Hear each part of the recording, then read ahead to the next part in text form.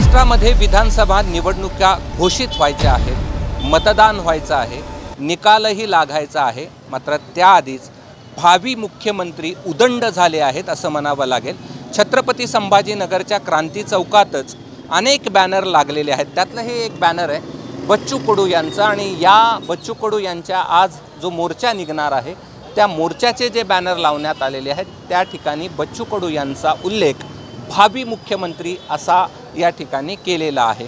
केवळ छत्रपती संभाजीनगरच नाही तर परभणीमध्ये देखील राज ठाकरे यांचे बॅनर लागलेत, त्यावरही उल्लेख आहे भावी मुख्यमंत्र्यांचा। असे अनेक बॅनर आपण पाहिलेले आहेत राष्ट्रवादीचे, त्यामध्ये अजित पवार भावी मुख्यमंत्री अशा प्रकारचा उल्लेख आहे। आणि त्यामुळे छत्रपती संभाजीनगरमध्ये नाही तर निवडणुकीच्या आधीच, निकाल लागायच्या आधीच उदंड झालेत भावी मुख्यमंत्री असं आपल्याला म्हणावं लागेल। चला आणखीन एक भावी मुख्यमंत्रीचं दर्शन तुम्हाला बॅनरवरती घडवतो।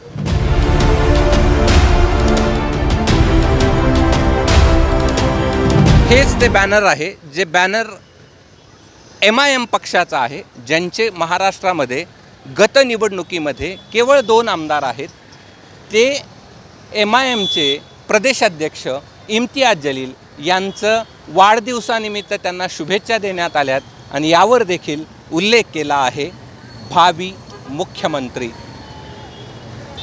इम्तियाज जलील भावी मुख्यमंत्री, या अशाच प्रकारचे अनेक बॅनर आपल्याला पाहायला मिळतात।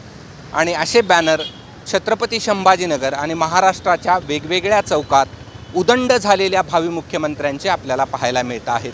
मी कृष्णा केंडे, ABP माझा, छत्रपती संभाजीनगर।